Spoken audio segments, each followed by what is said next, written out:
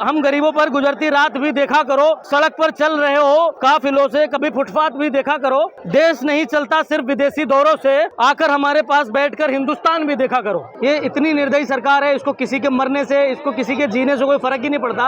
ये तानाशाही हिटलर जैसी सरकार हो गई है। इसको 30 बच्चे जो इसने सुसाइड के तौर जो इन्होंने सुसाइड एक्चुअली सिस्टम के तहत जिनका मर्डर करवा दिया, वो 30 बच्चों की पहले ही हम श्रद्धांजलि देके नहीं निपट पा रहे, और ये इतने सारे इन्होंने फिर हमारे लिए ऐसे वो काम कर रखे हैं। सोनम सर जो कि 18 दिन से आज भूख हड़ताल पर है, इनको एक पल भी उनकी नहीं पड़ेगी। कोई डेलीगेशन भेज के आप उनके पानी तक के लिए भी पूछ लीजिए।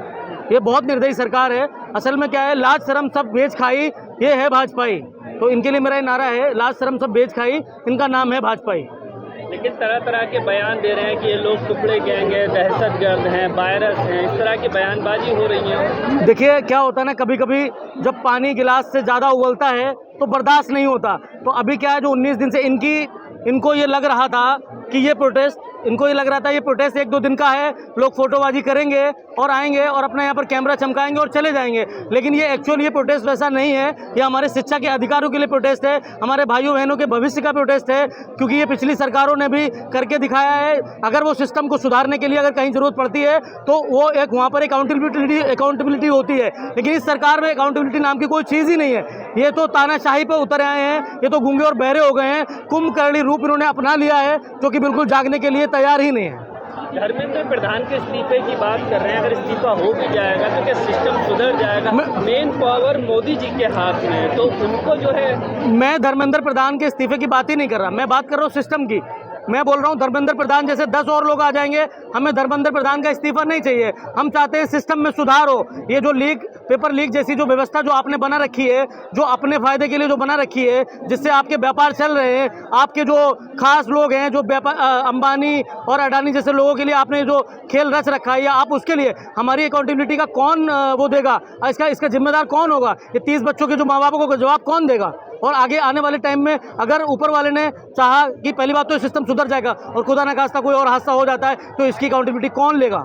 मैं सरकार से पूछना चाहता हूँ। देश भर से आवाज़ उठ रही है कि सोनम वांगचुक जी को अपना अनशन तोड़ देना चाहिए, क्योंकि ये सरकार सुनने वाली नहीं है और इतनी महान शख्सियत जो है वो कुछ गलत ना हो जाए। देखिए, इस देश का सौभाग्य रहा है, हर एक पीढ़ी में एक महात्मा जैसा आदमी रहा है, गांधी जैसा आदमी रहा है। पिछले दौर के गांधी जी थे, ये इस दौर के गांधी जी हैं। सोनम सर को अगर अनशन तोड़ना ही होता तो वो बैठते नहीं। और सोनम सर का जो इतिहास रहा है आपने उठा के देखा है। अभी कुछ ही टाइम वो पहले जेल से वापस आए हैं, तो अगर उनको अगर अपने घर वालों की पड़ी होती, या उनको 60 डिग्री में अगर नहर के किनारे बैठ के मजे ही लेने होते, तो वो अनशन पे नहीं आते 38 डिग्री में बैठने के लिए, 40 डिग्री में बैठने के लिए यहाँ पर इतनी गर्मी में, जो कि उनको वातावरण भी सूट नहीं कर रहा है। लेकिन कुछ लोग इसलिए कह रहे हैं कि सोनम वांगचुक जी अगर कुछ हो भी जाता है तब भी इस सरकार को कोई फर्क नहीं पड़ेगा। ये तो उनको पता लगेगा, झंडा और डंडे का जो जोर अब दिखेगा उनको आने वाले टाइम में, ये वो उनको ऐतिहासिक तौर पे उनको याद रहेगा कि इस बार कोई प्रोटेस्ट हुआ था और ये युवाओं का प्रोटेस्ट है। मैं फिर बोल रहा हूँ, जवानों से पंगा मत लो, चाहे वो सरहद के पार हो चाहे वो सरहद के अंदर हो, क्योंकि जवानों का जब खून खौलता है तो कोई नहीं बचता उनके आगे। जिस ओर जवानी चलती है उस ओर जमाना चलता है। 20 तारीख का संसद स्मार्ट करने का ऐलान किया है, क्या पुलिस इतनी भारी फोर्स यहाँ पर है वो करने देगी पुलिस? देखिए क्या करने देगी क्या नहीं, लेकिन हमारा जो संकल्प है, हमारा जो संगठन का जो प्लान है, हमारा जो छात्र एकता का जो प्लान है, संसद सड़क से लेके हम संसद तक जो अपनी आवाज़ को जो ऊंची करेंगे, और वो हम करके ही रहेंगे। ये 20 तारीख को आपको नज़ारा दिखेगा और ये एक बहुत ऐतिहासिक दिन होने वाला है। मैं आप सभी पत्रकार बंधुओं से भी अपील करता हूं कि आप इस सच्चाई को दिखाने के लिए यहाँ पर अवेलेबल रहे और अपने चैनल के माध्यम से और लोगों को भी ये मैसेज दें कि ये लड़ाई हमारी नहीं है, ये हम सबकी लड़ाई है। क्योंकि इस लड़ाई में आपके बहन भाई भी हो सकते हैं मरने वाले, पढ़ने वाले आपके भी बेटा बेटी हो सकते हैं। तो ये एक लड़ाई, एक अधिकार है, शिक्षा जो एक अधिकार है, जिससे ये वंचित करना चाहती है सरकार। जो डॉक्टर भीमराव अंबेडकर का जो सपना था, ये उसको तोड़ना चाहते हैं। लेकिन हमारा अभी भी सरकार से कहना है कि जितनी जल्दी आप अपनी आंखें खोल लेंगे उतना आपका फायदा रहेगा। लेकिन मेन स्ट्रीम मीडिया गायब है। सुधीर चौधरी कह रहे हैं कि अब दीपके के हाथ में है सोनम वांगचुक की जान। नहीं, वो क्या है, उनको फूल जरूर कुछ भी बोलते हैं, उनका दिमाग हो गया खराब। असल में आज तक इसमें गोदी मीडिया का आज तक एंट्री होने नहीं दिया। क्योंकि ये यहाँ पर हम लोग चाहते हैं जो सच है वो सच को दिखाया जाए। और वो लोग क्या है, वो व्यापारी आदमी हैं, पैसा लेते हैं उनके लिए बोलते हैं, वो उनका पेडिग्री खा के बोलते हैं, वो कुत्ते जैसी उनकी हालत है, उनका पट्टा उनके गले में है।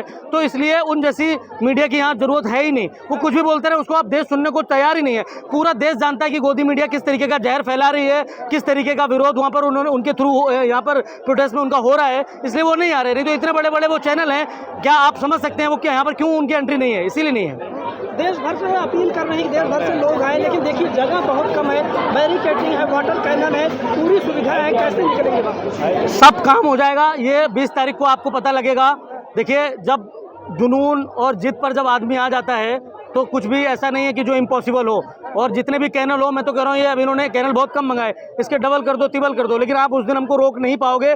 सड़क से लेकर संसद तक जो हमारा मार्च होगा हम वो करके रहेंगे। बीजेपी के लोग कह रहे हैं ये आम आदमी पार्टी के एक्सटेंशन है, सोनम वांगचुक ये उनके एक्सटेंशन है, बाहरी लोग हैं जो यहाँ पर एजेंडे के तहत उनके पास कोई आइडेंटिफिकेशन है इस चीज़ का, वो जारी करेंगे सोशल मीडिया के माध्यम से या अपनी नेशनल मीडिया के माध्यम से। अगर वो करते हैं तो हम मान लेंगे। और मैं कहता हूँ अगर ऐसा भी है और इस देश में अगर इस तरीके के लोग हैं तो आप भी 18 दिन आके हमारे साथ बैठ जाइए, हम मान लेंगे। आप बीजेपी पार्टी का भी मान लेंगे कि आप बीजेपी पार्टी के भी एक अच्छे होनहार नेता हो। शर्म तो आपके अंदर बची नहीं, लेकिन जिसकी है उसकी तो रहने दो। नैतिकता तो आप भूल ही गए पहले से ही। अगर धर्मेंद्र प्रधान के अंदर जरा सी भी शर्म बची होती, जरा सी भी नैतिकता होती, तो वो यहाँ पर आकर छात्रों के साथ मिलकर, उनके साथ बैठकर, उनके साथ बात करते कि सिस्टम में क्या सुधार चाहिए। हमारी लड़ाई किसी जाति विशेष के लिए नहीं है, किसी पर्सन विशेष के लिए नहीं है। हमारी लड़ाई जो है वो सिस्टम के थ्रू है, सिस्टम के लिए है। क्या वजह लगती है जब भी सरकार के खिलाफ ऐसे आंदोलन होते हैं उन्हें एंटी नेशनल करार दे दिया जाता है? सरकार कभी नहीं चाहती है कि उसके खिलाफ खड़े होने वाला हाथ कोई दूसरा हो। वो चाहते हैं कि हमारे खिलाफ कभी कोई खड़ा ही ना हो। और ये जो सरकार है ये बहुत तानाशाही की सरकार है। सरकार 70 साल भी चली, कांग्रेस की भी चली और भी सरकारें चली, लेकिन कम से कम उनके अंदर इतनी शर्म थी। 11 दिन के अंदर उन लोगों ने अनशन तोड़वा दिया था। पिछला वाला जो अनशन जो कि इसी जंतर मंतर पे दिया था अन्ना हजारे ने, वो 11 दिन में कम से कम उनमें इतनी शर्म तो थी। ये लोग तो पानी के लिए भी वापस नहीं आ रहे, डेलीगेशन भी भेज के पूछ नहीं रहे। तो ये आप ये सोच रहे हैं कि अगर ये तानाशाही करके आप आज नहीं तो कल बच जाएंगे, इसका अंजाम बहुत बुरा होगा। और ये जंतर मंतर एक ऐतिहासिक स्थल बन जाएगा। इस चीज़ की गवाही देगा आने वाले टाइम में कि आपने क्या बनाया और क्या खोया है। मोदी जी कहते हैं कि थोड़े से लोग हैं जिन्हें हमेशा मेरा विरोध करना है, वो नहीं चाहते हैं कि मोदी भारत को विकसित राष्ट्र बनाए। नहीं, ये कहाँ थोड़े से लोग हैं। एडवोकेट यहाँ पर हैं, डॉक्टर्स यहाँ पर हैं, इंजीनियर्स यहाँ पर हैं, युवा यहाँ पर हैं, स्टूडेंट्स यहाँ पर हैं, माताएं बहनें यहाँ पर हैं और पूरा देश यहाँ पर है। आप किन थोड़े लोगों की बात कर रहे हैं? आज पूरा देश आपके साथ खिलाफ में है। देखो पहले ही आप CNRC का पहले ही मुद्दा आपने इसका एक प्रोटेस्ट चला, उसके बाद में सारे स्पोर्ट्समैन आपके साथ में सामने आपने देखा है वो बड़ा एक प्रोटेस्ट चला। उसके बाद किसान जो कि सबसे देश का सबसे मजबूत स्तंभ जिसे कहा जाता है, आपने उनको रोडों पर उनके ऊपर लाठियां बाजी। तो आप किसके 10% की बात कर रहे हैं? मैं कहता हूँ किसान आंदोलन 13 महीने चला था, तो आपको लगता है कि सरकार इतनी जल्दी झुकेगी? ये देखो झुकने का तो मैं पता नहीं, झुकाने वाला चाहिए। और युवा इस बार पूरे जुनून के साथ खड़ा हुआ है। अगर हमको 2-4 दिन का प्रोटेस्ट करना होता या लाइमलाइट लेनी होती तो घर चले गए होते, AC में बैठ के आराम से सोशल मीडिया चेक कर रहे होते। यहाँ पर बैठ के हम लोग 38 डिग्री 40 डिग्री में स्टार्ट पे सोने के लिए नहीं खड़े होते। क्या वजह लगती है धर्मेंद्र प्रधान को क्यों बचा रहे हैं? देखिए धर्मेंद्र प्रधान एक कठपुतली है। सरकार को लगता है कि हमने अगर इस बार हमने इनका इस्तीफा एक्सेप्ट करा दिया या कुछ कर दिया तो लोग हमारे खिलाफ खड़े हो जाएंगे। लेकिन ये उनकी सबसे मैं बोलता हूँ बहुत गंदी सोच है, जिसको वो अपने अंदर इम्प्लीमेंट कर लेना चाहिए कि आप अगर छोटे बन जाएंगे तो छोटे बनने से आपकी प्रतिभा कम नहीं हो जाएगी, आप और बड़े हो जाएंगे। लेकिन आपको बात समझनी पड़ेगी, आपको मुद्दा समझना पड़ेगा, उस अहम मुद्दे की बात आपको समझनी पड़ेगी जिस लेवल पे यहाँ पर ये प्रोटेस्ट चल रहा है। आप समझने की कोशिश करिए। कह रहे इस्तीफा नहीं होता बीजेपी में? हम नहीं हटेंगे। ये 2027 में बीजेपी पूरे भारत देश से खत्म हो जाएगी, बिल्कुल पूरी तरीके से खत्म। पूरी तरीके से आप सुपड़ा साफ देखेंगे। मैं 4 लाइनों के साथ के आपको बोलना चाहूँगा। हम गरीबों पर गुजरती रात भी देखा करो, ये उसके लिए जो आपने बोला ना कि यहाँ पर लोग मनोरंजन करने आते हैं, मैं उनके लिए बोलता हूँ। हम गरीबों पर गुजरती रात भी देखा करो, सड़क पर चल रहे हो काफिलों से कभी फुटपाथ भी देखा करो। देश नहीं चलता सिर्फ विदेशी दौरों से, आकर हमारे पास बैठकर हिंदुस्तान भी देखा करो।